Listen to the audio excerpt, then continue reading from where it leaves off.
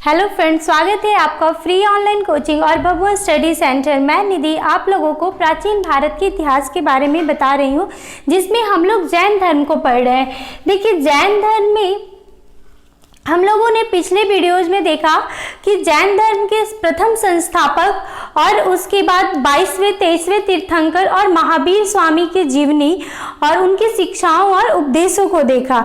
ठीक है, तो अब हम लोग आगे की आज की इस जो वीडियो है उसमें हम लोग इस जैन धर्म की संगति यानी कि सभाएं और किस तरीके से इसका विभाजन हुआ आज हम लोग अपने इस वीडियो में देखेंगे। ठीक है, जिस तरीके से बौद्ध धर्म में हम लोग देखते हैं कि महायान हीनयान नामक दो विभाजन हुआ था, उसी तरीके से जैन धर्म में भी हमें विभाजन देखने को मिलता है। तो देखिए, विभाजन का कारण क्या था जैन धर्म में कि भद्रबाहु जो कि संघ के अध्यक्ष थे। ठीक है, जैन संघ के अध्यक्ष थे भद्रबाहु। ठीक है, और अध्यक्ष 11 अनुयायियों को जब महावीर स्वामी थे तो उनके जो 11 अनुयायी थे, 11 अनुयायियों को मिलाकर उन्होंने संघ बनाया था। ठीक है, और उस संघ के जो अध्यक्ष थे वो भद्रबाहु थे। ठीक है, तो महावीर स्वामी के निर्वाण प्राप्ति के पश्चात उन्होंने भद्रबाहु ने क्या किया कि जो महावीर स्वामी के जो साहित्य थे, साहित्य को जैन धर्म में आगम कहा जाता है, यानी जैन साहित्य को आगम कहा जाता है। ठीक है, यहाँ पे मैंने लिखा है, देखिए, जैन साहित्य को आगम कहा जाता है। ठीक है, तो जब उन्होंने ये जो भद्रबाहु थे, जो संघ के अध्यक्ष थे, वो इन आगमों को जानने वाले अंतिम व्यक्ति थे। ठीक है, तो वो उन्होंने लेकिन उसी समय क्या हुआ, जब ये आगमों को जाने समझे तो उसी समय मगध में 12 वर्ष के लिए एक भीषण बहुत भयंकर अकाल पड़ने वाला था। तो ये भद्रबाहु ने उज्जैन में पहले ही भविष्यवाणी कर दी थी कि अकाल मगध क्षेत्र में 12 वर्ष के लिए अकाल पड़ने वाला है। ठीक है, तो इन्होंने क्या किया भद्रबाहु ने कि चंद्रगुप्त मौर्य को अपने साथ लेकर कर्नाटक के श्रवणबेलगोला में चले गए। वो वहाँ पे उन्होंने ध्यान लगा लिया, वहीं पे वो चंद्रगुप्त मौर्य के साथ चले गए और यहाँ पे अपने संघ की देखभाल के लिए स्थूलभद्र को छोड़कर चले गए। उन्होंने कहा कि मैं 12 वर्ष के लिए श्रवणबेलगोला जा रहा हूँ, तब तक तुम यहाँ पे रहकर, स्थूलभद्र को कहा कि तब तक तुम यहाँ पे रख के संघ की देखभाल करना। ठीक है, तो स्थूलभद्र ने क्या किया कि भद्रबाहु को न रहते हुए ही प्रथम संगति करवा दी। संगति मतलब सभा करवा दी। ठीक है, जो कि पाटलिपुत्र में हुआ था। तो देखिए, एक तो और इसी में उन्होंने 12 अंगों की रचना भी करवा दी। ठीक है, तो ऐसा माना जाता है कि जब इन्होंने, अब देखिए यहाँ से हम लोग पहले देख लेते तब समझ में आएगा कि देखिए, जैन सभा संगति प्रथम है पाटलिपुत्र में। मैंने बताया कि स्थूलभद्र इसको करवाया था स्थूलभद्र ने। तो इसका है क्या कि देखिए, यहाँ पे मैंने लिखा नहीं है लेकिन लिख लीजिए कि इसको स्थूलभद्र ने करवाया था। ठीक है, स्थूलभद्र, सॉरी इधर नहीं, कहाँ लिख दूँ मैं, यहीं पे लिख देती हूँ। देखिए, स्थूलभद्र। ठीक है, इसको स्थूलभद्र ने इसकी अध्यक्षता की थी। तो पाटलिपुत्र में भद्रबाहु को न रहते हुए ही पहली सभा हो गई थी। ठीक है, इसमें जैन साहित्य आगमों का 12 अंगों का संकलन हो चुका था। ठीक है, तो और जबकि ये जो 12 अंग थे, वो जो भद्रबाहु थे वो नहीं मानते थे, क्योंकि वो अंतिम व्यक्ति थे जो इसको जानते थे। स्थूलभद्र तो जानते नहीं थे, तो उनका मानना था कि इस ग्रंथ में जो भी बातें हैं वो उचित नहीं है, क्योंकि मैं जानता था कि उसमें महावीर स्वामी ने क्या क्या बातें, क्या क्या नियमें बताई हैं। ठीक है, तो ये इसको मानते नहीं थे भद्रबाहु। लेकिन देखिए, अब मैं बताती हूँ, प्रथम जो सभा हुआ था वो पाटलिपुत्र में चतुर्थ शताब्दी ईसा पूर्व में हुआ था, स्थूलभद्र की अध्यक्षता में हुआ था। ठीक है, जैन इसी प्रथम सभा में ही जैन साहित्य आगम, मतलब मैंने बताया ना कि जैन साहित्य को ही आगम कहा जाता है, का संकलन 12 अंगों का संकलन प्रथम सभा में हो चुका था। ठीक है, और द्वितीय जो सभा थी वो वल्लभी में हुई थी 6ठी शताब्दी ईस्वी में। ठीक है, जो कि 512 ईस्वी है। और इसके जो अध्यक्ष थे वो देवार्धी गणी या क्षमा श्रमण। देखिए ये दोनों ही इंपॉर्टेंट है क्योंकि ये क्वेश्चन में पूछा जाता है एग्जाम में कि द्वितीय जैन संगति की अध्यक्षता किसने की थी, देवार्धी गण या क्षमा श्रमण। और प्रथम के कौन थे, प्रथम सभा के अध्यक्ष कौन थे, स्थूलभद्र। ठीक है, अब देखिए क्या हुआ कि सभाएं हो गई।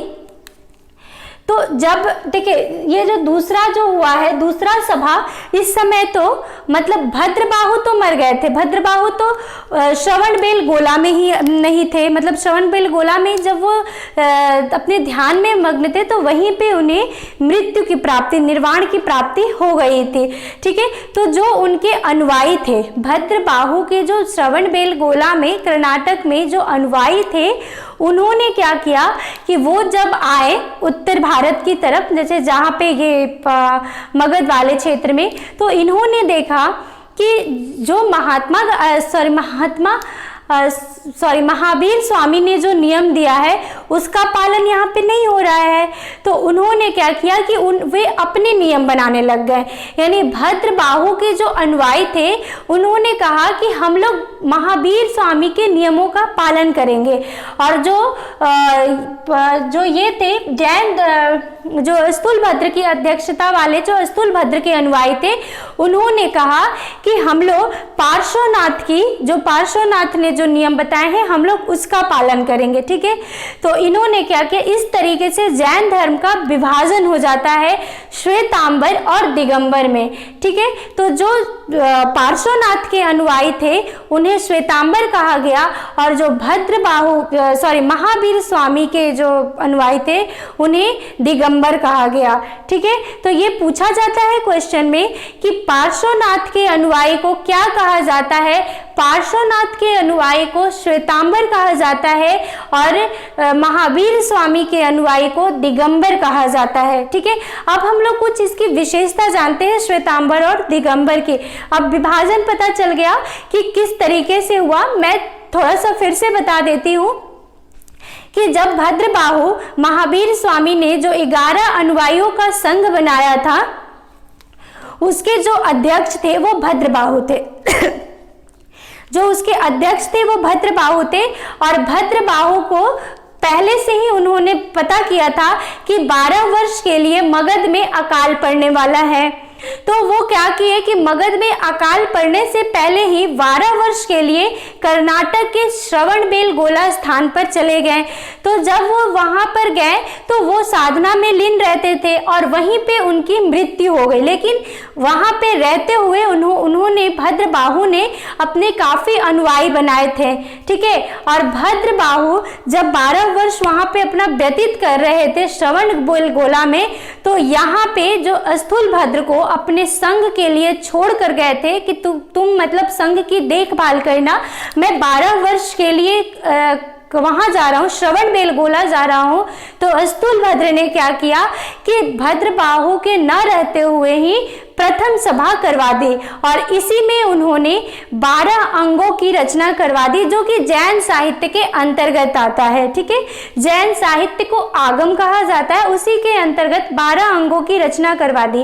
और उन अंगों में इन्होंने पार्श्वनाथ के नियमों को और अपने तरीके से नियमों का पालन करना शुरू कर दिया। तो जब वहां पे श्रवणबेलगोला में भद्रबाहु की मृत्यु हो गई, तो जो उनके अनुयायी थे जब वो उत्तर भारत की ओर आए तो उन्होंने देखा कि जो स्थूलभद्र की अध्यक्षता में जो प्रथम संगति हुई थी जैन धर्म की, तो उसमें अनेक अलग अलग नियम बताए गए और उन्हीं नियमों का उस समय उत्तर भारत के जो अनुयायी थे जैन धर्म का वो पालन कर रहे थे।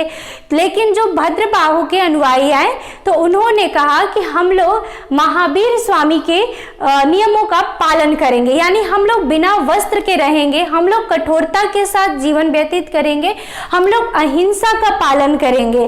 तो लेकिन जो स्थूलभद्र के जो अध्यक्षता में जो हुआ था संगति हुई थी और उसके जो अनुयायी बने थे, तो उन्होंने कहा कि नहीं, हम लोग पार्श्वनाथ के उनके नियमों का पालन करेंगे। ठीक है, पार्श्वनाथ के नियमों का पालन करेंगे। तो इस तरीके से जो जैन धर्म है वो दो भागों में विभाजित होता है।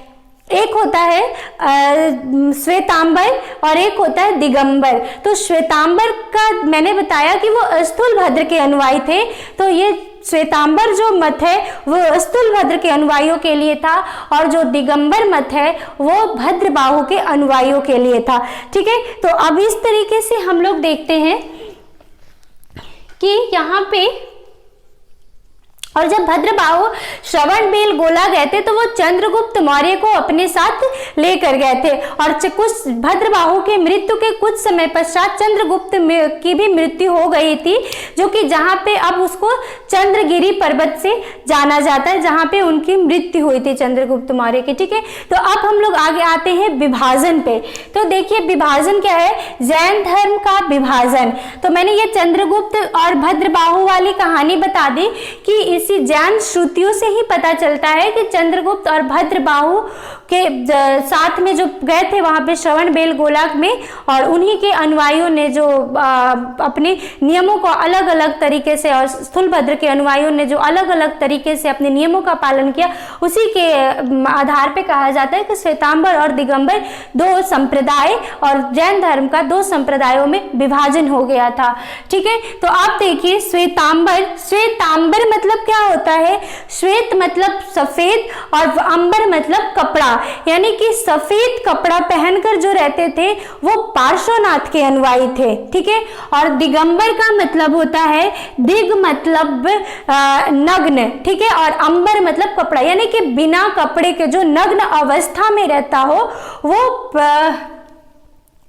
पूर्ण। दिग मतलब होता है नग्न बोले, या फिर चारों तरफ से जो मतलब बिना कपड़े का रहता हो। ठीक है, तो वो होता है दिगंबर। ठीक है, बिना कपड़े को रहने वाले को कहा जाता है दिगंबर।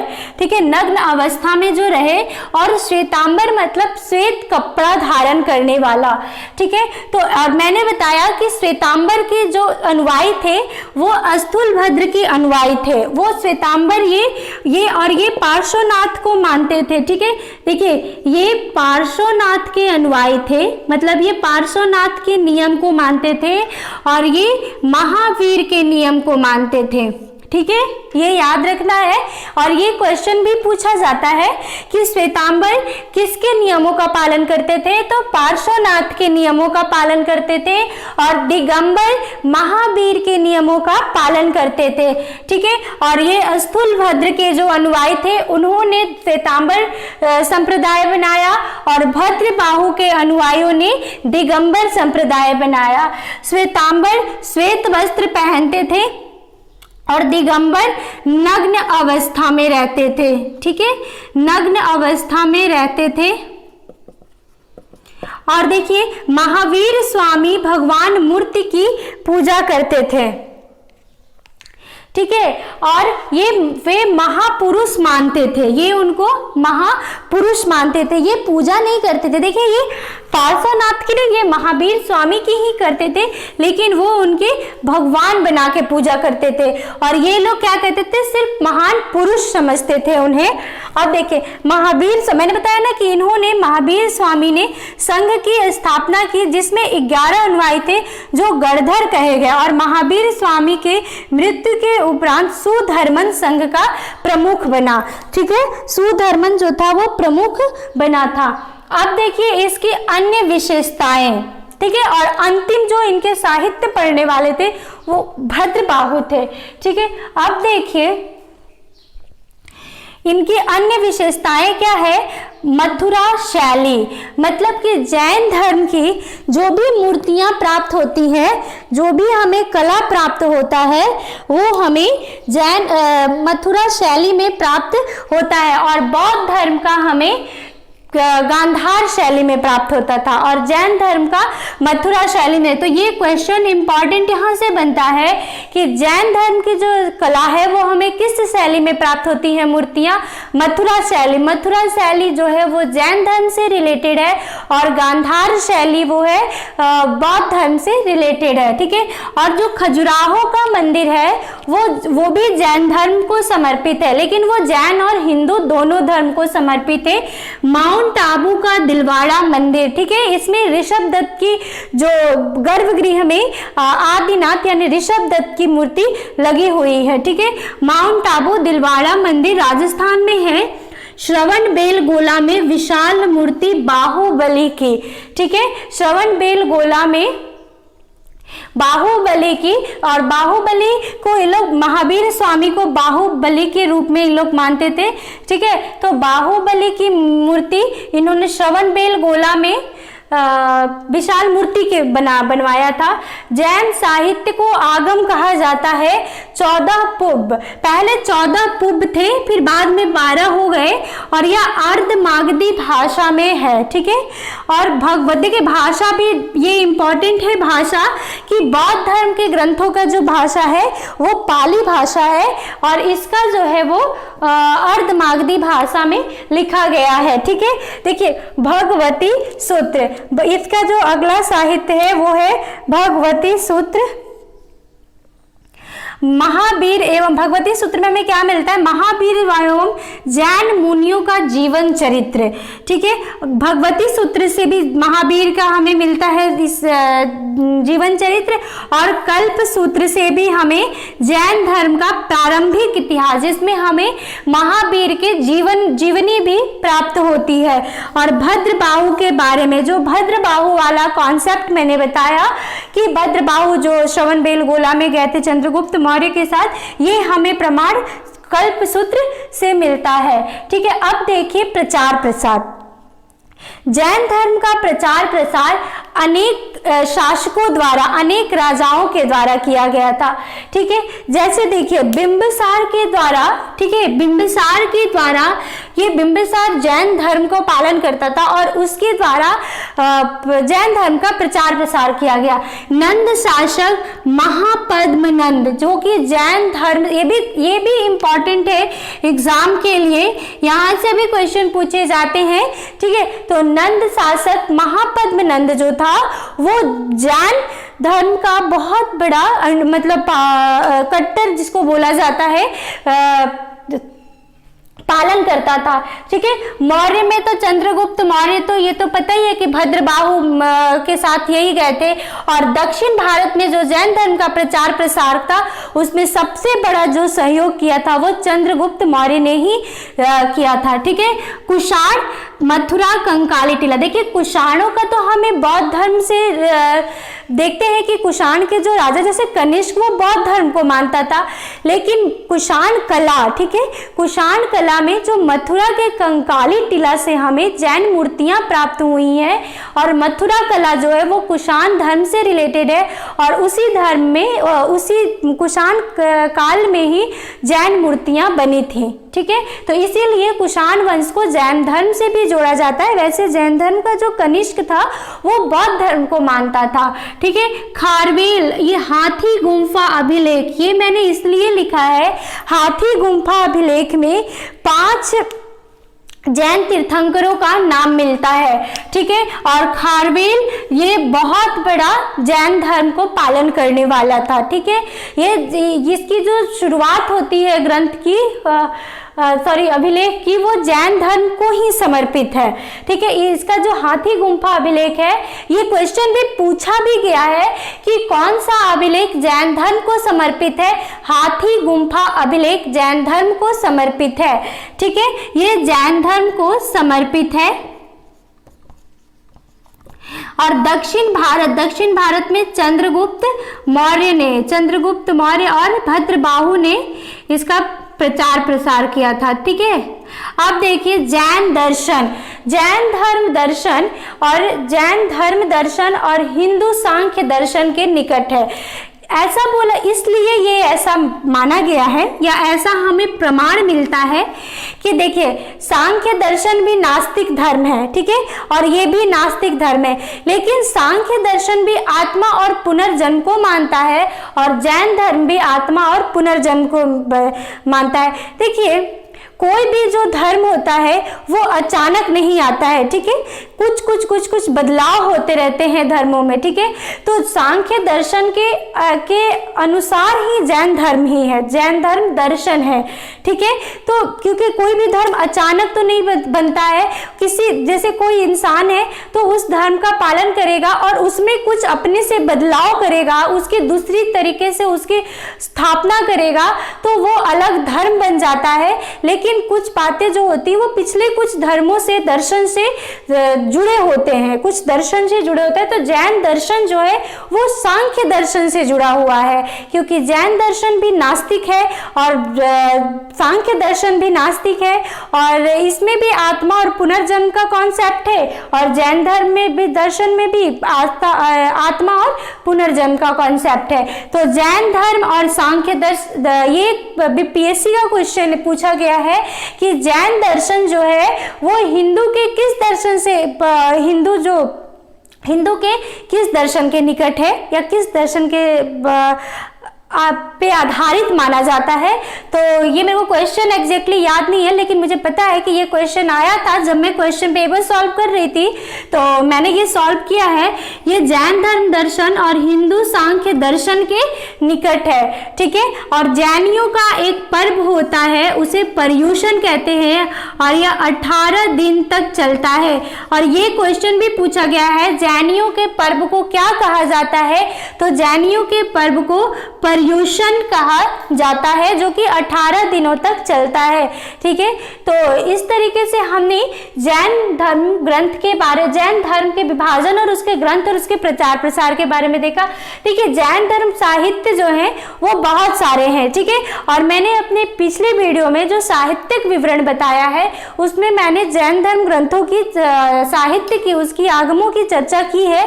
तो आज यहाँ पे हम लोग एग्जाम के लिए महत्वपूर्ण और किससे किसका इतिहास मिलता है इसके लिए यहाँ पे मैंने भगवती सूत्र और कल्प सूत्र का उदाहरण दिया है। ठीक है, तो आज के लिए ये इतना ही है और अब आगे हम लोग अपने ब्राह्मण धर्म को देखेंगे। उसमें जैसे शैव धर्म, वैष्णव धर्म और षड दर्शन आदि के बारे में देखेंगे। तो आज जैन धर्म हमारा यही तक था, जिसमें हमने क्या पढ़ा, महावीर स्वामी की जीवनी, उससे पहले पार्श्वनाथ और जो उसके संस्थापक ऋषभदेव थे कि कहाँ से प्रमाण मिलता है, फिर उसका विभाजन किस तरीके से हुआ और श्वेतांबर दिगंबर संप्रदाय किसे मानते थे। और उसके बाद इसके देखिए प्रतीक चिन्ह नहीं बताया मैंने। देखिए प्रतीक चिन्ह में क्या है, ऋषभदेव, ऋषभदेव का प्रतीक चिन्ह है वैल और वृषभ। देखिए वैसे तो बहुत ये जो हमें मिलता है, इसके चिन्ह जो मिलते हैं वो बहुत सबका मिलता है, लेकिन इंपॉर्टेंट यही है। ठीक है, इंपॉर्टेंट यही है कि इनका प्रमाण हमें मिलता है। तो देखिए ऋषभदेव का है बैल और वृषभ, अजीतनाथ का हाथी और सबसे ये इंपॉर्टेंट है एग्जाम के लिए, पार्श्वनाथ का सर्प और महावीर स्वामी का सिंह। पार्श्वनाथ का सर्प और महावीर स्वामी का, यहाँ पे मैं अच्छे से लिख देती हूँ, सर्प, ठीक है, और महावीर स्वामी का सिंह। तो उसके बाद हमने ये अन्य विशेषताएं देख ली। तो इस तरीके से हमारा ये आज का वीडियो यहीं पे समाप्त होता है। फिर अगले वीडियो में हम लोग ब्राह्मण धर्म को लेकर, षड दर्शन ब्राह्मण धर्म को लेकर मिलेंगे। ठीक है, तो अगर आपको मेरा ये वीडियो पसंद आए तो लाइक, शेयर और सब्सक्राइब जरूर करें। Thank you.